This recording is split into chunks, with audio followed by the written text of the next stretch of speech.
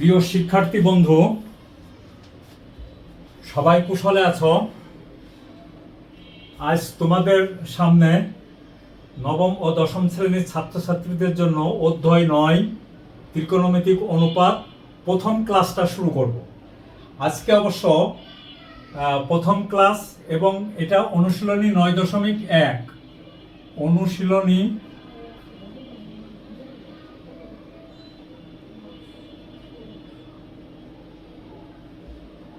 9.1। তো দেখো, ত্রিকোণমিতির জনক হলো হিপারকাস, একজন নামকরা ব্যক্তি। ত্রিকোণমিতি একটি গ্রিক শব্দ। ট্রাই অর্থ 3, গণ অর্থ ধার, মেট্রন অর্থ পরিমাপ। অর্থাৎ ত্রিকোণমিতির সাহায্যে নদীর প্রস্থ, একটি গাছের উচ্চতা ও কাঠির ছায়ার দৈর্ঘ্যের সাথে কম্পেয়ার করে গাছের উচ্চতা বের করা যায়। এবং ত্রিকোণমিতি হলো একটি সমকোণী ত্রিভুজের বাহু ও কোণগুলির মধ্যে যে সম্পর্ক, সেটা আমরা শিখব। এখন ত্রিকোণমিতিতে বহুল ব্যবহৃত বর্ণগুলি হলো, এগুলি সব গ্রিক অক্ষর। যেমন দেখো, alpha, beta, gamma, theta, phi ও ওমেগা, এই শব্দগুলি বহুল ব্যবহৃত হয়। যেমন আমি তোমাদের সামনে একটা সমকোণী ত্রিভুজ অঙ্কন করি। এই দেখো, এটা হলো একটা সমকোণী ত্রিভুজ। এই কোণটাকে আমরা থিটা ধরলাম। এটা হলো সমকোণের চিহ্ন। ত্রিভুজটার নাম দিলাম দেখো ABC। তাহলে থিটা কোণের জন্য এর যে বাহুগুলির পরিমাপগুলির দিকে খেয়াল করো। যে সমকোণ থাকে তার বিপরীত বাহুটা সবসময় অতিভুজ, সর্বসময়ের জন্য এটা অতিভুজই থাকবে। অথবা সমকোণী ত্রিভুজের বৃহত্তম বাহুটাকেই অতিভুজ বলে। আর সমকোণের সমকোণের বাহুকে অতিভুজ বলে। এখন দেখো, আমরা যে থিটা কোণ, এখানে সি কোণটাকে থিটা দিয়ে প্রকাশ করছি। থিটা কোণের সাথে আছে কোন কোন বাহু? দেখো, এই বাহুটার নাম হলো সন্নিহিত বাহু। সন্নিহিত বাহু বা ভূমি। এই কোণের ঠিক বিপরীত যে বাহুটা, এই বাহুটাকে আমরা বলি বিপরীত বাহু। বিপরীত বাহু বা লম্ব। তাহলে দেখো, এখন আমরা এই যে একটা ত্রিভুজ পেলাম, এটা একটা সমকোণী ত্রিভুজ। আমি সবসময় ছেলে মেয়েদের একটা কথা বলি, ত্রিকোণমিতির হারটাই হলো এই সমকোণী ত্রিভুজ, এবং তার ভিতরে পিথাগোরাসের উপপাদ্য খুবই গুরুত্বপূর্ণ। দেখো আমরা কিভাবে ব্যবহার করে থাকি। এখন এই দেখো, আমরা যে কোণ নেব, কোণের সাপেক্ষে এই সন্নিহিত বাহু এবং বিপরীত বাহু এইগুলি পরিবর্তিত হয়। আমি যখন থিটা কোণ নিচ্ছি, তখন দেখো সন্নিহিত বাহু হলো BC, আর যখন আমি থিটা কোণের জন্য লম্ব বা বিপরীত বাহুটা হলো AB। তাহলে আমরা যদি কোণ আমি এটা নিই, মনে করো এই কোণটার মান হলো আলফা। তাহলে দেখো, এই আলফা কোণের জন্য, অর্থাৎ আলফা কোণের জন্য তাহলে কি হচ্ছে? আলফা কোণের জন্য ভূমি বা সন্নিহিত বাহুটা হচ্ছে কত? দেখো, AB। আর বিপরীত বাহু বা লম্ব, বিপরীত বাহু বা লম্ব হচ্ছে কত? এই দেখো BC।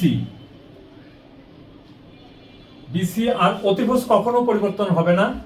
সমকোণী ত্রিভুজের ক্ষেত্রে একটি মাত্র বাহু যেটা কখনোই পরিবর্তিত হয় না, সেটার নাম হলো অতিভুজ।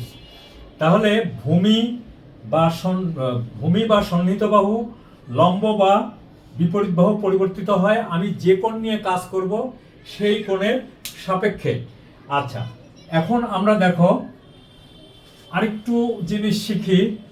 পিথাগোরাসের উপপাদ্য আমরা শিখে আসছি, তাই না? তো সমকোণী ত্রিভুজের কয়টা বাহু থাকে? তিনটি বাহু থাকে, যে কোনো ত্রিভুজেরই তিনটি বাহু থাকে। এই বাহুগুলির অনুপাত গুলিকেই আমরা ত্রিকোণমিতিতে ব্যবহার করব। দেখো এ বি সি অনুপাত বোঝো তো, একই জাতীয় দুইটি রাশির ভিতরে তুলনা করা হয়। তো সেই তুলনা যখন করা হয় তখন তাদেরকে আমরা বলি কি অনুপাত। আচ্ছা, যেমন এইখানে দেখো, আমি যদি এই কোণ নিই থিটা কোণ, তাহলে দেখো এর লম্ব হবে কত, এ বি, লম্ব এ বি, ভূমি হবে কত, বিসি, আর অতিভুজ হবে, অতিভুজের কোনো চেঞ্জ নাই, অতিভুজ সবসময় একই থাকে, অতিভুজ হলো এসি। আচ্ছা, কোণ যখন এরকম হয় অনেক সময় ছেলে মেয়েদের বিভ্রান্তিকর অবস্থায় পড়ে যায়। এই দেখো এরকম যদি ত্রিভুজ থাকে, এটা যদি লম্ব হয়, এই দেখো এটা লম্ব, তখন আমি যদি এই কোণ নিই, মনে করো এই কোণটা হলো বিটা, তাহলে এর লম্ব হবে কত, মনে করো এটা পি কিউ আর, তাহলে লম্ব হলো কত, এই দেখো এই কোণের বিপরীত বাহু হলো পি কিউ, তাহলে পি কিউ হলো কি লম্ব। ভূমি কত, এই দেখো সমকোণের সম্মুখীন বাহু, সমকোণের সম্মুখীন বাহুটা হলো অতিভুজ, তাহলে ভূমি কত, এই দেখো এই কোণের সাথে কি কি দুটা বাহু থাকবে, যে কোণ নেব সেই কোণ সৃষ্টিকারী বাহু হলো দুইটা, একটা হলো অতিভুজ কোনো চেঞ্জ নাই, আর একটা হলো ভূমি। দেখো তাহলে ভূমিটা হলো কত, পি আর সমান হলো কত ভূমি, খুবই গুরুত্বপূর্ণ জায়গা। আর কিউ আরটা হচ্ছে কি অতিভুজ, কিউ আর অতিভুজ, এটা কখনো পরিবর্তন হয় না, এটা কখনো পরিবর্তন হয় না। আচ্ছা, মনে করো যদি এরকম না হয়, এই এই এই দেখো এই ত্রিভুজটা যদি এরকম হয়, আমি যদি এখানে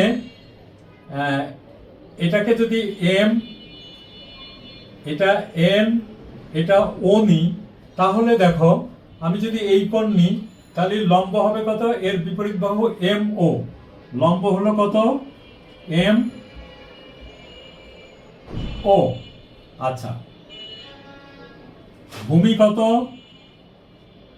দেখো এই কোণ সৃষ্টিকারী বাহু হলো কত এম এন আর এন ও, তাহলে এম এনটা হলো ভূমি, এম এন ভূমি, আর অতিভুজ এন ও, অতিভুজ কখনোই পরিবর্তন ঘটে না, তাহলে অতিভুজ হলো সবসময় এন ও, অতিভুজ হলো এন ও। তাহলে আমরা একটা জিনিস খেয়াল করলাম, ভূমি এবং লম্ব পরিবর্তন হয় কার সাপেক্ষে, আমি কোন কোণ নিয়ে কাজ করছি সেটার সাপেক্ষে। আচ্ছা, এখন আসো আমরা ত্রিকোণমিতিতে যে অনুপাতগুলি ব্যবহার করব তাদের নাম, আমি এটা মুছে দিলাম।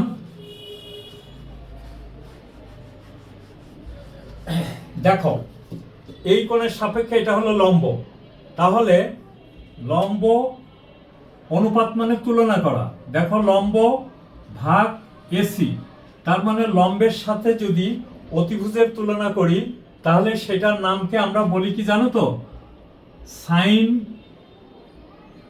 থিটা। তোমরা জাস্ট এটা খুবই গুরুত্বপূর্ণ জায়গা, এটা আমাদের ছেলে মেয়েদের বুঝতে একটু কষ্ট হয়, ছেলে মেয়েদের বুঝতে কষ্ট হয়। তাহলে সাইন থিটা হলো কি লম্ব ভাগ অতিভুজ বা বিপরীত বাহু, বা এখানে আমরা লিখতে পারি কি বিপরীত বাহু, এই দেখো বিপরীত বাহু, বাহু বা লম্ব ভাগ অতিভুজ।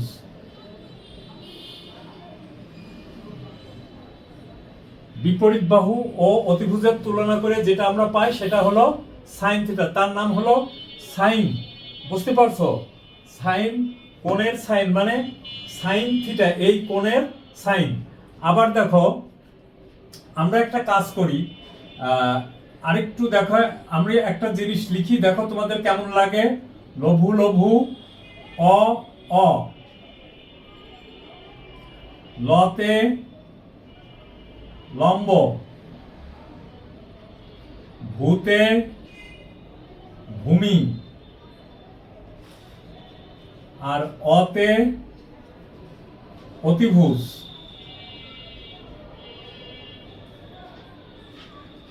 আচ্ছা, এখন আমি তোমাদের একটু বোঝানোর চেষ্টা করি। আমি এই কোণের সাপেক্ষে দেখো, লম্ব ভাগ অতিভুজ সমান হলো সাইন থিটা। প্রথমটা শেষটা সাইন থিটা, তাহলে সাইন থিটা সমান হলো লম্ব ভাগ অতিভুজ। লম্ব কত? এ বি, অতিভুজ কত? এসি। ঠিক আছে, তারপরে দেখো লম্বের পরে কি আছে? ভূ, অর আগে কি আছে? আরেকটা অ, তার মানে ভূমি ভাগ অতিভুজ সমান হলো কোসাইন বা কস থিটা। কোসাইন এটাকে সংক্ষেপে বলে কস থিটা। তাহলে হলো কি ভূমি কত? ভূমি হলো দেখো বিসি, আর অতিভুজ কত? এসি। আচ্ছা, তাহলে এই দুটো চলে গেল, এই দুটো চলে গেল, থাকলো কত? লম্ব ভাগ ভূমি। তাহলে দেখো লম্ব ভাগ ভূমি, এটাকে আমরা বলি ট্যান থিটা। ট্যানজেন্ট বা ট্যান থিটা সমান হলো লম্ব ভাগ ভূমি। লম্ব কত? এ বি ভাগ ভূমি কত? বিসি। কথাগুলি মনে রেখো, প্রথমটা শেষটা সাইন থিটা, প্রথমটার পরেরটা ভূমি, শেষটার আগেরটা কস থিটা। তারপরে দেখো প্রথম দুইটার পরে লম্ব, শেষ দুইটার আগে ভূমি, তাহলে লম্ব ভাগ ভূমি ট্যান থিটা। সাইনের বিপরীত কি জানো তো? সাইন থিটা এর, সাইন এর বিপরীত, বিপরীত COSEC, কোসেক থিটা, কোসেক। আর কস এর বিপরীত, কস এর বিপরীত সেক। আর ট্যান এর বিপরীত কট।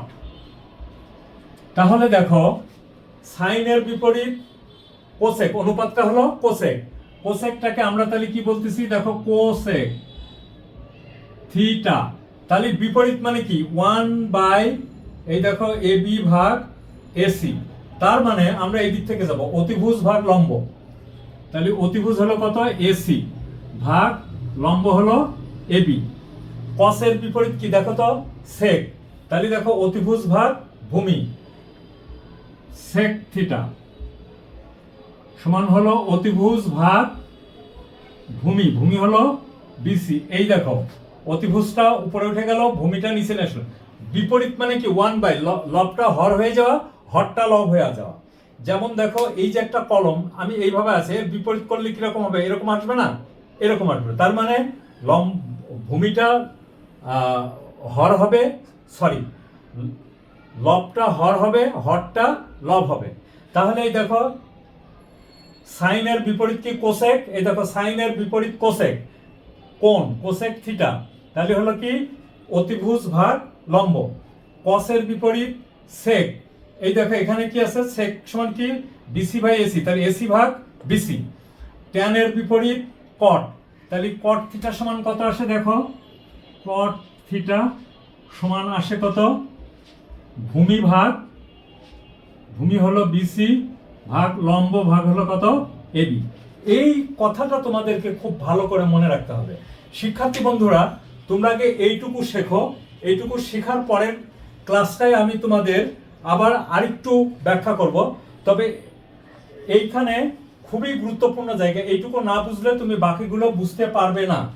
আচ্ছা, আরেকটা জিনিস আমরা এখানে করে ফেলি। দেখো ট্যান থিটা, এই দেখো ট্যান থিটা সমান আসছে কত? দেখো তো এবি ভাগ বিসি। আচ্ছা, আমি এক কাজ করি, ট্যান থিটা হলে এবি ভাগ বিসি। দেখো তো বাকি আছে কোনটা? এসি। তাহলে লব এবং হর উভয়কে এসি দিয়ে ভাগ করে ফেলি।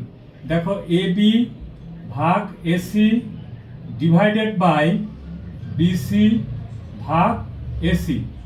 কোনো ভগ্নাংশের লব ও হরকে একই সংখ্যা দিয়ে ভাগ করলে বা একই জিনিস দিয়ে ভাগ করলে ভগ্নাংশের মানের কোনো পরিবর্তন হয় না।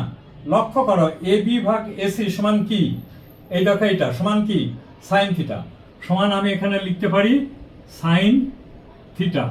আবার দেখো ভূমি ভাগ অতিভুজ, এই দেখো ভূমি ভাগ অতিভুজ সমান কি কস থিটা, তাহলে এটা সমান আসলো কত কস থিটা। তাহলে দেখো ট্যান থিটা সমান আমরা কি পাই sine theta by cos theta. Clear? আচ্ছা, আবার আরেকটা জিনিস দেখো, আমি এখানে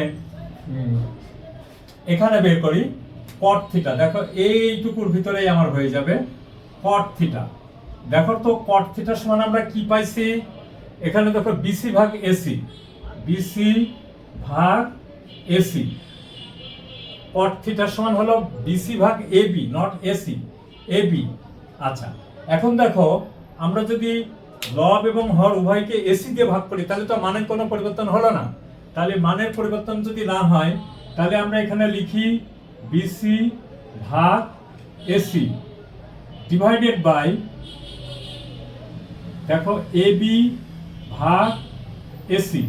আচ্ছা, এখন এখানে দেখো আমরা ট্যান থিটার মান তো আমরা পেয়ে গেলাম, এবার কট থিটা সমান দেখো কি পাচ্ছি, দেখো বিসি ভাগ এসি, এই দেখো বিসি ভাগ এসি সমান আমরা কি পাইছি, এই দেখো কস, তাহলে আমি এখানে লিখি cos of theta, cos theta. আবার দেখো এবি ভাগ এসি, এবি ভাগ এসি সমান আমরা কি পেয়েছি সাইন থিটা, এই দেখো সাইন থিটা, তাহলে cot theta is equal to cos theta by sine theta, tan theta is equal to sine theta by cos theta. Clear? আমরা এই পর্যন্ত শিখলাম, এটা তোমরা ভালো করে শিখো। ত্রিকোণমিতি প্রথম থেকে আমি শুরু করছি, বেসিকের কোনো অভাব হবে না, আমার সাথে থাকো, ভালো করে বোঝো, তাহলে দেখবা ত্রিকোণমিতি যথেষ্ট সহজ বলে তোমার কাছে মনে হবে। আর একটা জিনিস, ত্রিকোণমিতিতে যে সূত্র যত ভালো মনে রাখতে পারবে তার কাছে ত্রিকোণমিতির অঙ্কগুলি তত সহজ হবে। তো থ্যাংক ইউ। দেখো আমার এটা তোমাদেরকে আবারও বলছি, আমার চ্যানেলটার নাম বোধহয় তোমরা জানো, দি ম্যাথ মেন্টর,